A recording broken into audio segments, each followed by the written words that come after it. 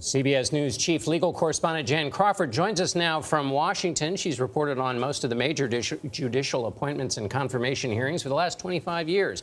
Jan, good morning. What struck you in the television appearance last night from Brett Kavanaugh?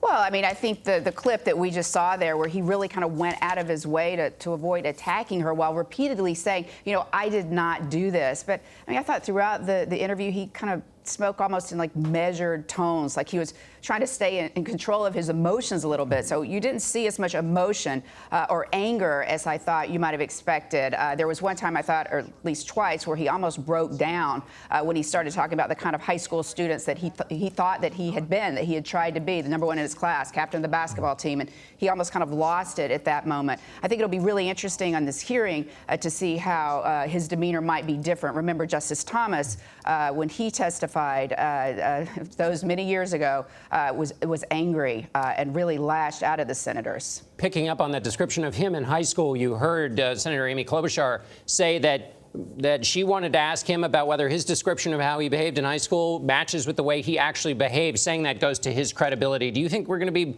basically back in the 1980s talking about behavior in a lot of this hearing? You know, John, one of the main takeaways from the Clarence Thomas, Anita Hill hearings is that everybody said that should never happen again. So I think it's been interesting to see some of the stuff kind of very similar to the situation that we're in now. And you're going to hear a lot about high school in this one. I mean, at least that one was in the workplace, those allegations. You know, you're going to hear a lot about who did what, drinking. This was obviously a different time. So you've got to put it in the context of, you know, the late 80s when 18 was the drinking age. College seniors may have behaved a lot differently than they do today with the drinking age 21.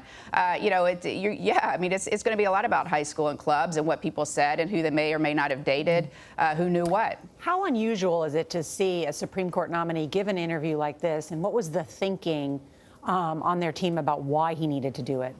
Well, I mean, it's never happened before, I think, that anyone can remember. But obviously, I think these are highly unusual times. And you could say that some of these kind of situations have never happened before, too. I mean, remember with Hill and Thomas, and I was covering some of that back then, too, believe it or not. One of the big differences is when Anita Hill came forward and her allegations became public, the hearing happened in a much closer time frame. So Justice Thomas was able to go out and give his side of the story before the Senate Judiciary Committee within a matter of days. Here, Judge Kavanaugh has been really kind of hanging out there for a long time. And so, and there's been a much longer period from when these allegations first started getting rumored and when they came forward. So people close to him thought, you've got to come forward and give your side of the story. You can't hang out there anymore. That's really interesting. Jan, thank you very much.